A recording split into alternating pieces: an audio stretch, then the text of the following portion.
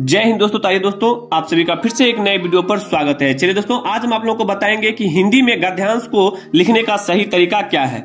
दोस्तों, अगर आप भी क्लास 10th में हैं और 20 फरवरी को आप सभी हिंदी का एग्जाम देने वाले हैं तो ये गद्यांश देखकर ही जाइएगा, क्योंकि आपको वहां से 20 नंबर फ्री में मिलने वाला है। और एक तरह से समझिए ये नंबर जो है 20 नंबर फ्री का ही है, ठीक है।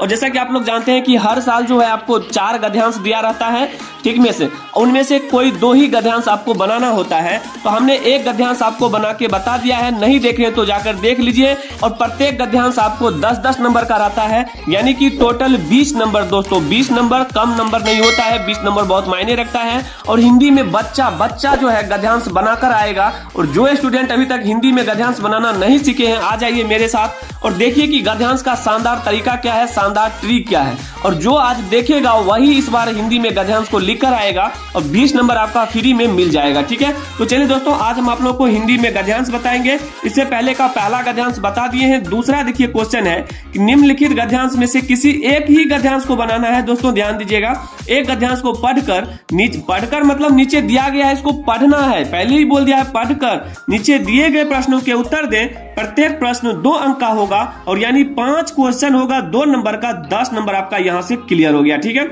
और देखिए इसका आंसर भी इसी में रहता है। बहुत स्टूडेंट क्या करते हैं, पढ़ते नहीं है और डायरेक्ट लिखना शुरू कर देते हैं, जिससे उनको एक भी नंबर नहीं मिलता है। तो इस बार जो कमजोर से कमजोर स्टूडेंट है वो भी हिंदी में 100 में 100 करके आएगा। तो आइए दोस्तों, सबसे पहला हमारा तरीका क्या है, देखिए वो वही पेपर है, वही क्वेश्चन है जो आपको 20 फरवरी को देखने को मिलेगा। इसी तरह से आपको रहता है क्वेश्चन हर साल, ठीक है। और आप सभी जानते ही होंगे कि 20 नंबर का गद्यांश हर साल पूछा ही जाता है। बहुत ही आसान होता है, समझिए दूध पीने वाला बच्चा भी बना लेगा। तो आप लोग तो 10th का स्टूडेंट है, कैसे नहीं बनाइएगा, देखिए। और आज लोग जो देख कर जाएगा वो कभी नहीं भूलेगा, ठीक है। तो सबसे पहला हमारा गद्यांश क में दिया गया है। सबसे पहले क्या करना है, आपको पढ़ना है इसको, ठीक है। तो पढ़ लीजिए। और बता दें, जो स्टूडेंट पहली बार चैनल पर आए हैं, चैनल को सब्सक्राइब कर लीजिएगा, लाइक करना नहीं भूलिएगा। आने वाला संस्कृत का जो धमाकेदार क्वेश्चन वायरल पेपर मिलने वाला है उसको नहीं छोड़ना है, ठीक है। तो जो स्टूडेंट पहली बार आए हैं चैनल को सब्सक्राइब कर ही लीजिएगा, आप लोग के पास वीडियो जाता रहेगा, ठीक है।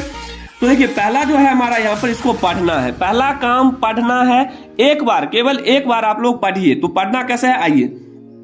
कौन नंबर में बोला गया है कि सत्य और चरित्र, इन 2 शब्दों के मेल से चरित्र शब्द बना है। सत्य का अर्थ होता है अच्छा एवं चरित्र का तात्पर्य है आचरण, चाल चलन, स्वभाव, गुण धर्म इत्यादि। इस तरह सच्चरित्रता का तात्पर्य है अच्छा चाल चलन, अच्छा स्वभाव, सदाचार इत्यादि। मनुष्य एक सामाजिक प्राणी है। दोस्तों ध्यान दीजिएगा, जो भी टॉपिक पढ़ते हैं तो जरा उस पर गौर दीजिएगा और गौर से समझिएगा। बोला है कि मनुष्य एक सामाजिक प्राणी है, अतः परस्पर संयोग द्वारा ही उसका जीवन यापन संभव है। इसके लिए व्यक्ति में ऐसे गुणों का होना आवश्यक है जिनके द्वारा वह समाज में शांतिपूर्वक रहते हुए देश की प्रगति में अपना महत्वपूर्ण योगदान दे सके। काम, क्रोध, लोभ, संताप, निर्दयता एवं ईर्ष्या जैसे अवगुण मनुष्य के सामाजिक जीवन में अशांति उत्पन्न करते हैं। दोस्तों इस तरह से आप लोगों को पढ़ लेना है, पढ़ने में तो ज्यादा समय नहीं लगेगा। अब देखिए इसका आंसर आप लोग यूं चुटकियों में निकालिएगा।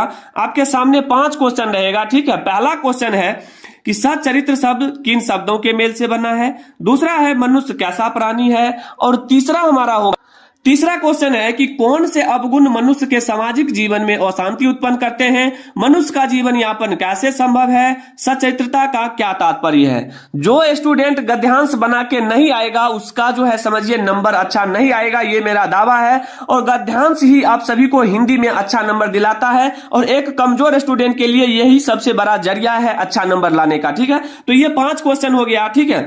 अब देखिए ख खंड में दिया गया, मतलब इसका अथवा है। ये 2 में से कोई एक ही बनाना है, क और ख में से कोई एक बनाना है।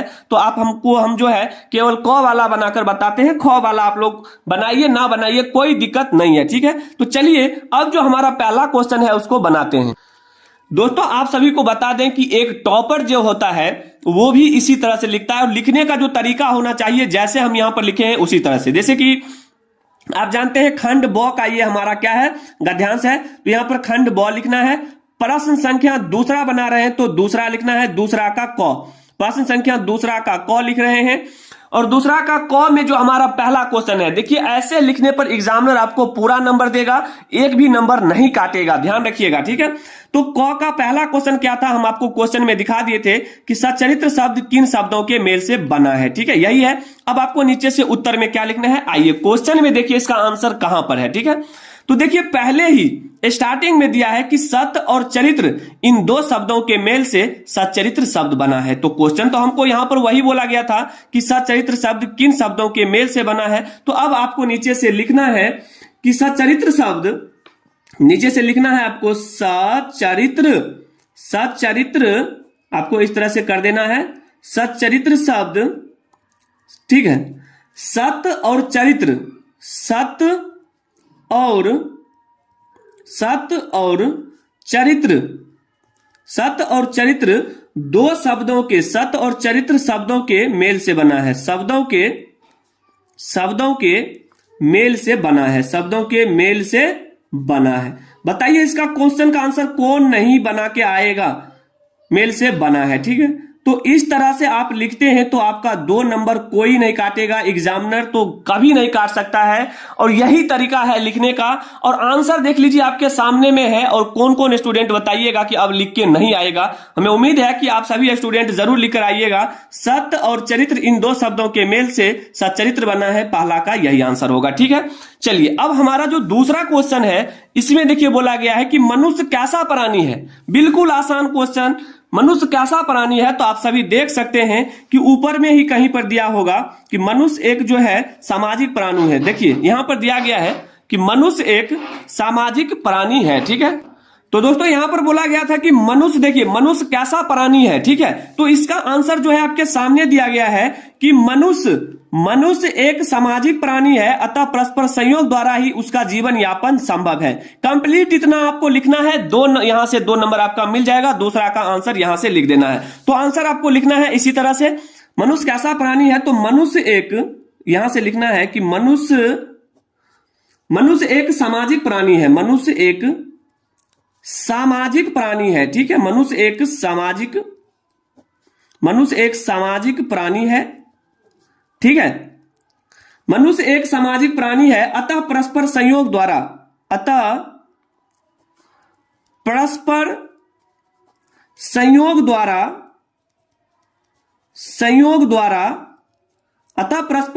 द्वारा ही उसका जीवन यापन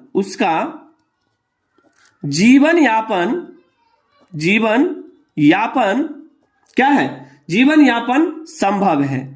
अब बताइए कि इस क्वेश्चन को कौन नहीं बना के आएगा, और गद्यांश यहां से लिख के आएंगे तो इसका भी 2 नंबर मिलेगा, ठीक है। और इसका तो आंसर आपके कॉपी में ही, प्रश्न कॉपी में ही दिया गया है, और 100% आप लोग लिख कर आइएगा क्योंकि 20 नंबर लेना है, ठीक है। तो चलिए दोस्तों तीसरा देखिए क्वेश्चन क्या है। बोला गया है कि कौन से अवगुण मनुष्य के सामाजिक जीवन में अशांति उत्पन्न करते हैं। आइए इसका जवाब लिखेंगे हम। अब दोस्तों आपका जो तीसरा सवाल था कि कौन से अवगुण मनुष्य के सामाजिक जीवन में अशांति उत्पन्न करते हैं, तो इसका जवाब देखिए नीचे दिया गया है। क्रोध, काम, क्रोध, लोभ, संताप, निर्दयता एवं ईर्ष्या जैसे अवगुण मनुष्य के सामाजिक जीवन में अशांति उत्पन्न करते हैं। और इस तरह से आप लोग अगर लिखते हैं तो तीसरा का जवाब 100% सही होगा। अब आइए इसको हम कॉपी पर समझाते हैं। अब यहां पर देखिए दोस्तों बोला है कि कौन से अवगुण मनुष्य के सामाजिक जीवन में अशांति उत्पन्न करते हैं। काम, क्रोध, लोभ, संताप, निर्दयता एवं ईर्ष्या जैसे अवगुण मनुष्य के सामाजिक जीवन में अशांति उत्पन्न करते हैं। इस तरह से लिखिएगा। और 2 नंबर कौन लेकर जाएगा भैया, कौन लेकर जाएगा, कोई नहीं लेकर जा सकता है, ठीक है। तो इस तरह से लिख दीजिएगा, ठीक है। अब अगला क्वेश्चन है कि मनुष्य का जीवन यापन कैसे संभव है। तो आइए इसका जवाब हम आपको यहां पर दिखाते हैं क्वेश्चन में कि मनुष्य का जीवन यापन कैसे संभव है। तो इसका जवाब आगे हम देखते हैं। तो दोस्तों चौथा का जो आंसर हो जाएगा, देख लीजिए यहां पर दिया गया है कि अतः परस्पर संयोग द्वारा ही उसका जीवन यापन संभव है। तो चौथा का आंसर आप लोगों को यहां से लिख देना है। और कॉपी पर भी आपको इसी तरह से लिखना है कि अतः परस्पर संयोग द्वारा ही, अतः परस्पर संयोग द्वारा ही, अतः परस्पर संयोग द्वारा ही, अतः परस्पर संयोग द्वारा ही, अतः परस्पर संयोग द्वारा ही क्या है कि मनुष्य जीवन यापन संभव है। अतः परस्पर संयोग द्वारा ही मनुष्य का जीवन यापन संभव है। तो इस तरह से आप लोगों को लिखना है। और ये तो दूध पीने वाला बच्चा भी लिख के आएगा, क्योंकि इसका आंसर आपके सामने ही दिया रहता है। ठीक है, तो पांचवा क्वेश्चन था कि चरित्रता का क्या अर्थ है। ठीक है, तो आइए इसको हम देखते हैं कि कहां पर लिखा हुआ है। अब दोस्तों आपके सामने पांचवा जो क्वेश्चन था, ठीक है, क्वेश्चन था कि सचरित्रता का क्या तात्पर्य है। तो देखिए यहां पर दिया गया है 5 नंबर का कि सचरित्रता का तात्पर्य अच्छा चाल चलन, अच्छा स्वभाव और सदाचार इत्यादि है। ठीक है, तो यही आपको यहां पर आंसर में लिखना है कि सचरित्रता का तात्पर्य। देखिए यहां से आपको लिखना है कि सचरित्रता का तात्पर्य सचरित्रता का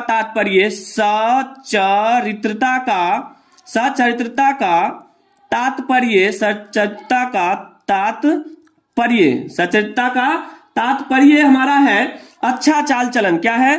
अच्छा चाल चलन, अच्छा